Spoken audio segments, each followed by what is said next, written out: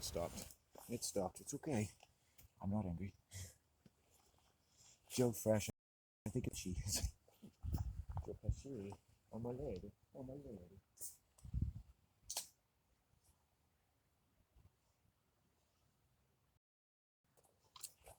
So I was talking about how actors on TV and the movies have a level of sophistication in the knowledge of their body language, so that they speak our language better than we do, and look like the ultimate human beings. While we sit there in the suspension of disbelief, and it's so human. You cry, you hate them, you like them, you get bored, you flip the channel. In any case, you're looking for humanity on TV. Humanity, humanity, humanity. Right? Humanity at its worst, humanity at its best. And you, stupid and you, find out who the father is, whatever.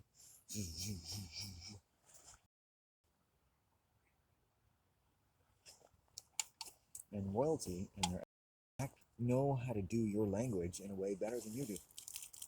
And language connected, the monetary system, which, like our language, they have more power with because they own it.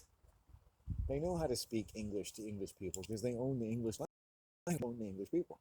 So when you watch English television, right, they're speaking to the English with the language of the English and the language of the English banking system and the language of the culture and religion and the different personality types of the English people.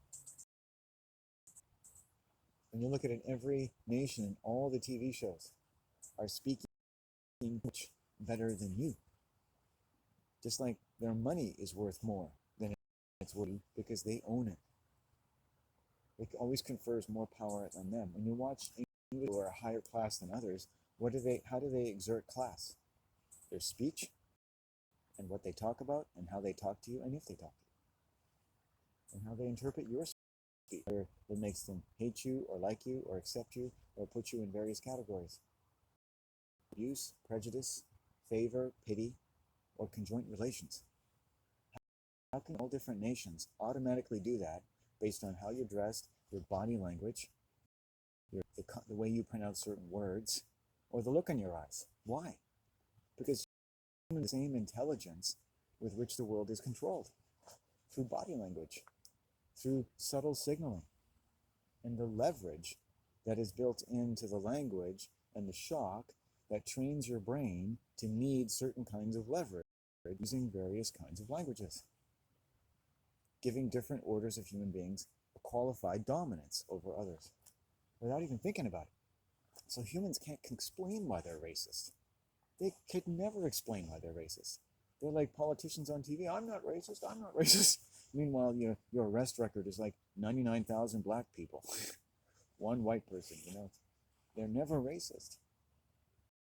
You got humans living in like a deep, unconscious, roiling ocean of economic and potential violence.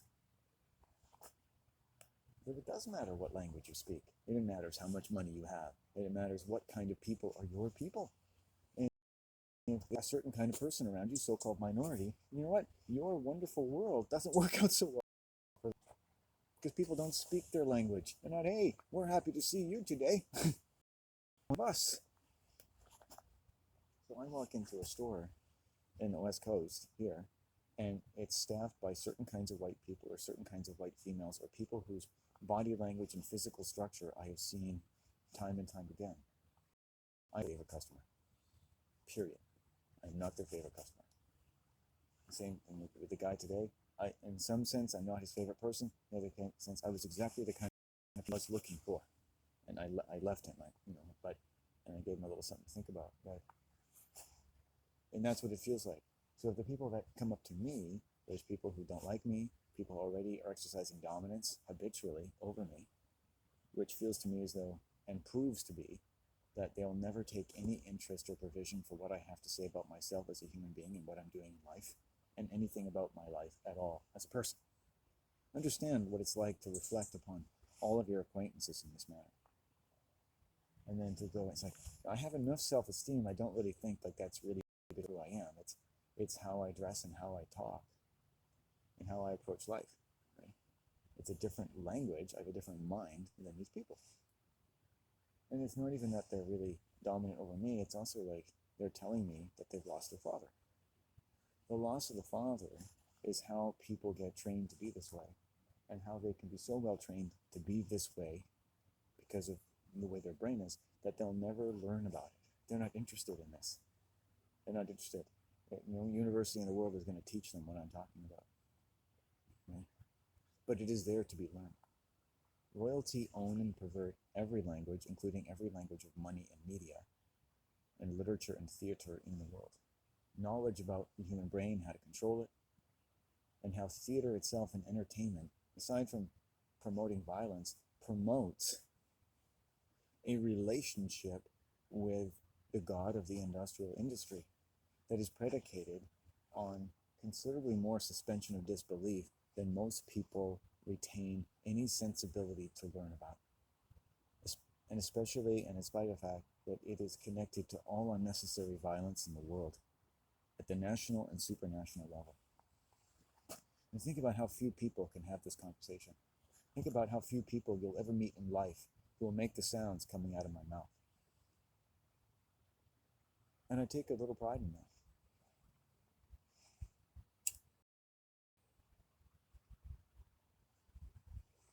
Advocates of various kinds and activists will use courage and confront police officers and things like that. Well, this is my courageous confrontation with the world. It is energetic, it's emotional, it's intellectual, and it's solitary. But I'm by no means am isolated from a better acquaintance with the world. Rather, I bring every shred of experience that I have, and I toss it around and process it every day of my life. If I experience something particularly abusive, particularly violent, particularly illuminating, I will be forced to, and it will take me, and I will spend several years, the rest of my life, learning about the nature of violence from that person or those people. And what I've learned from violence is that human beings don't know enough about violence. We know everything. If we listen to victims, we'd know everything about violence. If you listen to one Native person at all, ever, without bothering them, just let them be and listen to the sway of their body, you would learn everything in the world. Please, don't begrudge yourself that experience of learning from other human beings. Not because, you lower your suspension of disbelief and you're in a classroom and you're registered to be there, but any space that you can learn, whatever else you've learned, even if it contradicts everything you've learned, look to the people around you.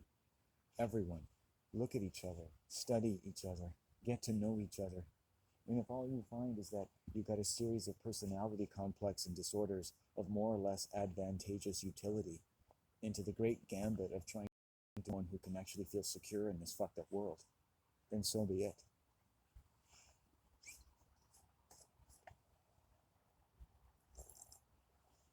Why do you think people are so busy?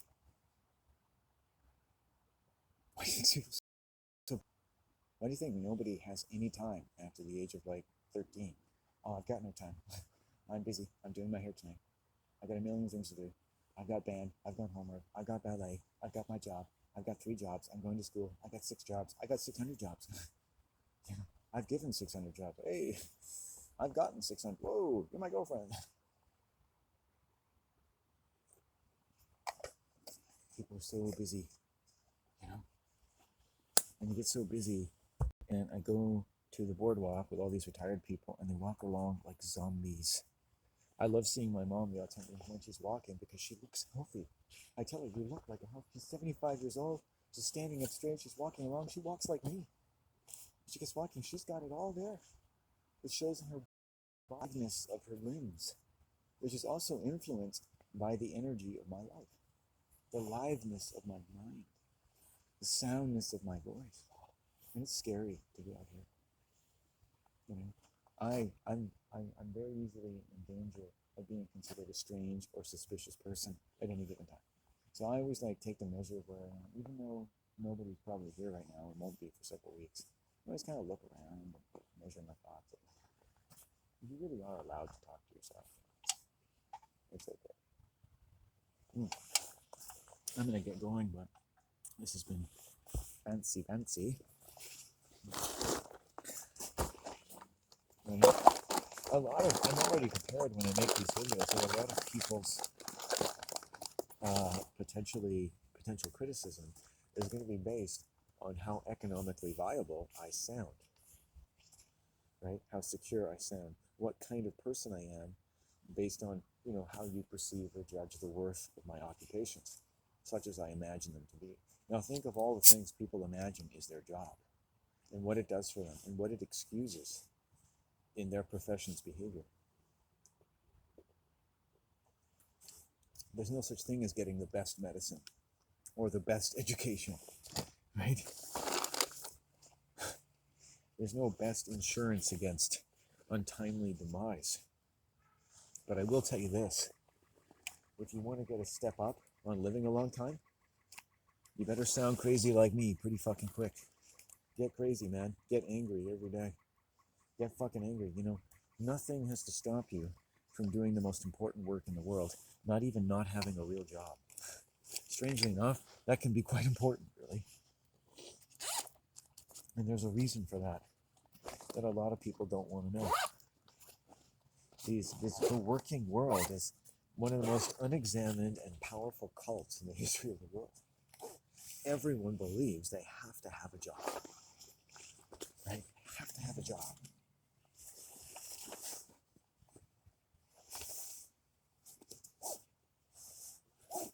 And I don't mean like you don't have to do something in life and work and feed your family, right? Of course you have to do that. But before you even had a family, you were convinced somehow that having a job is everything. You go to a sports game, it's not just any sports game. You have professional hockey players. It's not just baseball, it's professional baseball. It's their job. You leave your job and you spend hundreds of dollars to go see them do their job, right? And their job takes them an hour and a half to 2 hours, right? And they get paid $150,000 a head. Your job takes 8 hours a day and 8 hours more for recovery you never get, and your fucking life because of those years when you never really recovered properly, because you need like 3 times the amount of time for recovery if you work more than 2 or 3 hours a day. You're getting, right? So you're actually losing life every day you go to work, and you're producing more sickness in the world, right? Which gives you, the problem gives you the solution. And these guys are working for 2 hours and getting paid $150,000 for that time. Paid after taxes, $150. $150 in 1910 would have probably given you a down payment on a house, right? Now it can't value anal lubricant, so the RCMP can give you a better going over when next time they come to your door, right? It can't pick ticket. How do you know that's proportional, right? By 1901, you could buy and own a house for your family by working part-time at a local library, right? 2 people with good jobs can't afford a 600-foot condo in North, right? How much is 1 hour of your life, whatever you get paid, worth? What does it do for you? It used to be one parent, right? Why does the world require more work? Is it just that difficult a reality? Go back and see how simple and wonderful people's lives were just 100 years ago. And then what? World War I came along, and the Spanish flu. Jesus Christ. We lost 50 million people. 50 million people. And it was preventable. Do you understand? It was preventable. But you predict all of this by looking at cult psychology and the loss of the father. You can predict World War I and World War II and everything that came along after. That though it's not called a war, is killing people and breaking families even more efficiently.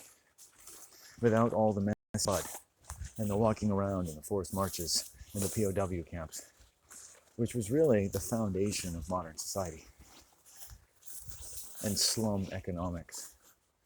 right? And all the fatherless children that were going to leap into the world with their magical, wonderful, beautiful minds and add a few bits of the bituminous material of the Death Star, where your father's now wearing a dress on his body and his head, and everyone's a fucking gender fluid stormtrooper, an android, right? The Death Star should be the gender fluid star. That's what he's building, right? Dun, dun, dun, dun, dun, dun, dun. And who does he choke to death? You know, German-looking, commanding authority males, white males. He chokes them to death, or she. Sir, we can achieve the efficiency we promised. You must die. Right? And what do women do when they kill men? What do they do to bulls when they're sacrificed? They cut their mic. There was a famous video about a local parish where this woman cuts the man's mic. And everyone thinks, oh, he's just a lout. He's not even regularly on the council, who's come there to clean up ostensibly because they have some unruly white males. What do you think's really going on? Right? It's character assassination. They break a few rules, little gray area. Pretty soon, the wonderful, just white female liberals are controlling the parish now. A couple white knight males going, hey, right on, ladies. Hey, yay, team. It's like a gym class to all of them. Because people are so well cultivated, so well trained to think a certain way. And I'm just as interested in how people think and how they don't think. Right? And you look at the comments and no one gets, few people do, that this is actually completely backwards. You're learning through YouTube to come to opposite conclusions, right? You're learning more about how to solve quadratic equations than to look at ethical situations in enough different directions to maintain a feasibility in what you call the sound judgment of human beings. So you're basically, it's just a digital and lynch mobs, right? There was this woman I knew that was an environmental fascist, and caught me is a strong word, smoking marijuana one day. I'd have some words with me about how marijuana was a bad thing or something, but she said, you know, she had it. And I'm like, okay. And she was, you know, really rude human being, right? And a sexual predator. And she was abusing her husband, I could see that. And she told me about the time that she smoked weed, and she was with a bunch of people. And she said she had an awful experience. Get this, because it made her paranoid that everybody hated her, which, having spent time with this woman, I was pretty sure was true. She had really no likable personality. She just didn't. It's just the way she was. To imagine, though, I felt sorry for her, because I think I've been in that position, you know, and not for the same reason, but it's like, you know, imagine being around people and smoking some weed and feeling like they all hate you. I imagine in her life she's had that experience, right? And I wish her well, but I mean, she's in herself a fairly abusive human being. It's scary just talking about her. You know, Caroline. That was a scary, scary female. She's about 15, 20 years younger than me. And she had gotten pregnant by a man who did not need to be a father, who had trouble talking, who had poor orthodontics, who had an abusive mother, but a beautiful poetic spirit, if ever I saw one. And one day I just saw him with this woman, you know, and you could tell, like, you know, she was basically owning him. Next thing you know, she's pregnant. Next thing you know, she's got the baby. Next thing you know, I'm running into her in the park, and all she does is talk shit about the father of her child to me, as though she doesn't know I'm his friend, and I am. And then he's there one day, and she's talking shit to him. He's talking about his mother. He's talking about an experience of connecting with her in nature, and she's just saying, whatever the fuck. And these same type of women have done this to me all my life. It's just how they talk. They're narcissistic sociopaths. You know? But I felt for her. I feel for them, right? I don't think they have the same feelings I do, but I think they can feel bad. You know, if you are a narcissistic sociopath, can you imagine how you don't know and don't know and can't know how absolutely fractured is your sense of what people think of you compared to reality. I spend my life picking up the fact that some people, for various reasons, don't like me, or in their mind at least, to be anxious about me, which gives me a reason to be anxious about them. You gotta be very careful. So if I'm going to buy things at a gas station and I'm seeing that type of white female, I just can't keep shopping there because something's gonna go wrong. It's bad mojo written all over it. As an older man, that I have to choose carefully where I shop. If I'm shopping somewhere every day to get provisions for my walks, it's like one of the biggest choices I ever make. Today I went to the Chevron. Way to start the day. Ran into a creepy male. Okay, that's over. Good. I'm gonna head home in about an hour or so, and I'm gonna go back to the walk over here. Probably have another walk along the river before we go home. This is my second loop. I thought I'd try doing 3 today. Let's get exercise.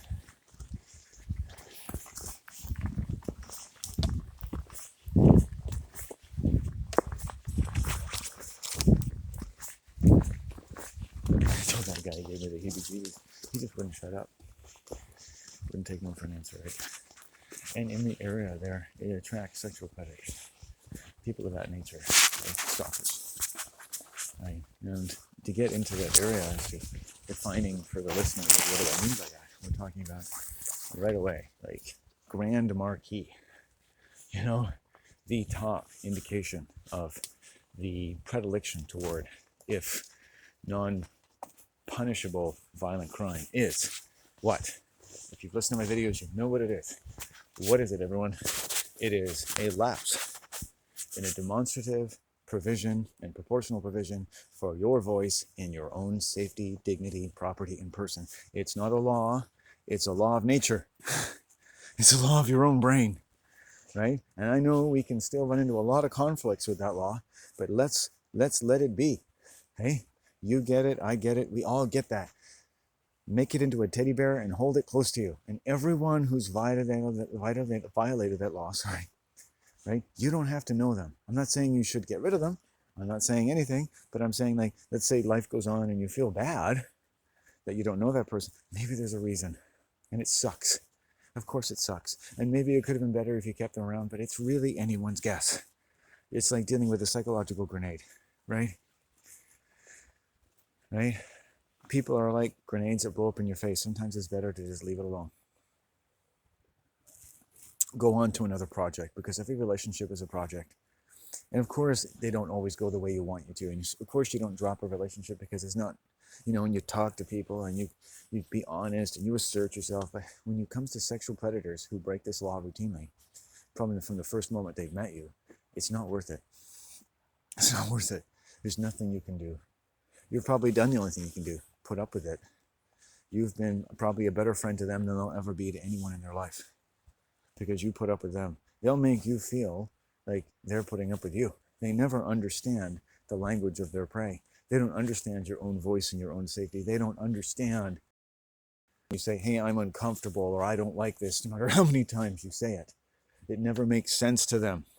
It keeps them closer to you. It binds them. It attracts them like a fucking laser, right? No is never no in their ears when you are saying it. It's like there's something wrong with your voice. Is there something wrong with you? Do you not understand the word no? I can't tell you how many times from some very, you wouldn't predict types of women who have not understood the word no, or I'm uncomfortable. They don't hear it. They don't get it. There is no no for them as far as I'm concerned. There is no no. There's no, I don't want this. I didn't like that. I didn't want that. I don't want that behavior. Don't want that. No. And I'll say no. How many times I say no, it just makes it worse. Right? So there's lots of people, especially who don't have to hear the word no. At least ones I've met. I haven't met all women, obviously. They don't speak that language. They don't speak the language of their prey. And combined with which, their ideas about sex are usually a little strange. You can believe it. Anything about knowing you under any pretext, profession, or all kinds of trust, can be about taking something you don't want to give at any time, and they will get away with it. And by the time they get away with it at all, they've either got away with it with you or others multiple times their entire life, interested in anything you might say about that maybe not being the best way to go. That's a sexual predator. Now, still, we haven't got the sexual predators on TV in federal penitentiaries who are just like, violent rapists. We haven't even got to those people yet. That's where they all began. You understand? This is where it all begins. This is the Nile River. This is the fountain of everlasting violence. If you don't stop it there, it'll never be stopped. People think that having a voice is, voting, or having a voice is filling out a survey, and having a voice is, this is having a voice. Where you talk within whatever bounds, you can learn to provide for, because freedom does come with boundaries, and go over and make the mistake of talking about people in certain ways that, we aren't necessarily supposed to, right? As you get through and by homosexuals your whole life, you're like, I hate homosexuals, you fucking faggots. It might take a few years, but be okay, I understand that they were homosexuals, but any sexuality can be dominant and violent. It doesn't mean that gay people are all violent. Okay, I'm sorry. It's more about the conditions. Look at those conditions, and a lot of times someone's sexual orientation really isn't the biggest issue. It can be, absolutely, but you can sort of set that aside.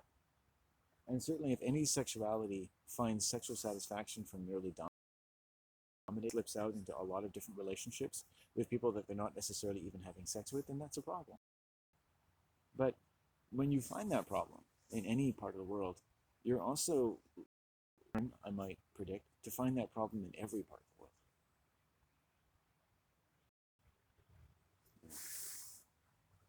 And that's what I've learned by honoring the boundaries of, say, homosexuals. Really, and not as someone who should feel bad, like, having a YouTube channel or having journaled a lot, and you do go through difficult periods where you're angry at certain kinds of people. Like when I've been sexually assaulted by men of different ages, I often homosexuals, and I will tell people I was assaulted by homosexuals in the building sauna, because in this way, it's not fair to homosexuals to say that. I understand that. In this way, to say, I don't think these men are healthy sexually, because what they're doing to me might be considered sexual, and thus a man-on-man sexually violent interaction. But doesn't mean they're homosexual. It doesn't mean that homosexuals are like this, but it's like, there's including, physical proximity and alcohol. I think a lot of violence is kind of gender ambiguous, sexually ambiguous in a way. Like, is a man who rapes a woman a heterosexual man? Is a gay person who rapes a gay person being gay when they do that? Or are they just being...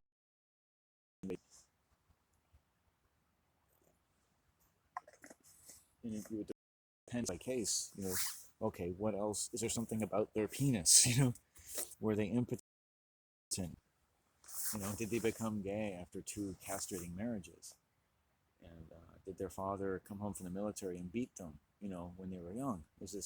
Have they been raped or feel raped in some sense, in all fairness to women, by women, and a very strong sense of rage towards women, which clearly none of them deserve, particularly beyond being able to have strong emotions and feelings.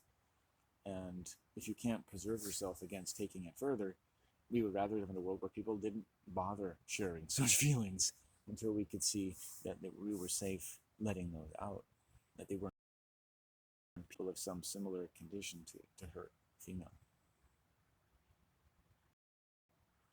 At some point, do we all just get desperate enough that we want to hurt someone?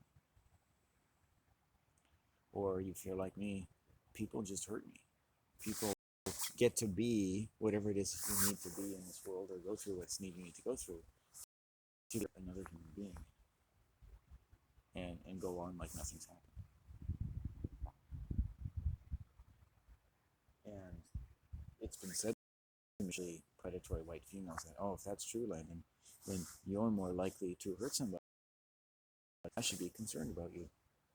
And it's like, I've been raped and sexually assaulted and had my shoulder dislocated in all different ranges of domestic women over 20 times.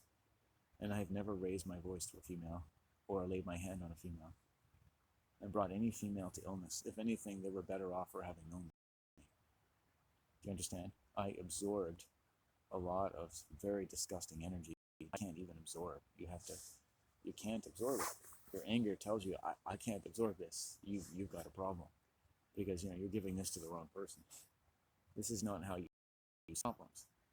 So when people need to solve their own shocks and they convert it into aggressive behavior and use you, so sex in this sense offers itself to people in shock that have been raped or sexually assaulted by the world, their family, or any sense that you might put that. They distribute it through the use of human flesh and human blood and through human confidences and trust.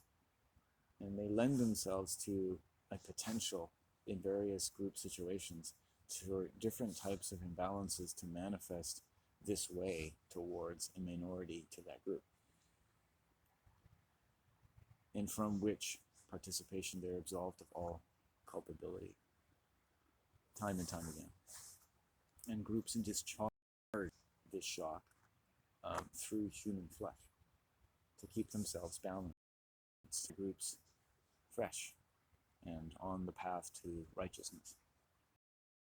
We've seen this expressed in creepy ways in television and film, but basically groups have an elimination system and a catharsis.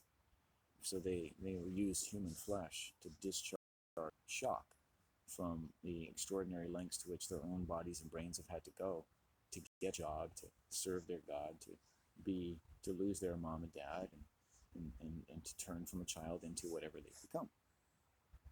Whatever people become, they're still a child. Your child has literally been converted into an adult. What do you think's happened to your mind? So humans will say, oh, I'm a child. The world treats you like a child. It doesn't matter what age you are. So you might as well keep in contact with that. I find sexual predators are more likely, especially females, to treat me like a child. It's so fascinating. And like a child, like I'm a child, they think they know better than me. Males as well, family members. Right? It's fascinating on the one hand, horrifying, shocking, debilitating, demoralizing. And you think, well, at the very least, oh, the sun's coming out. See, this is what we do. We bring the sun out, people. We bring the sun out, people. That's what we do. On Landon's channel. We bring the sun out of the sky.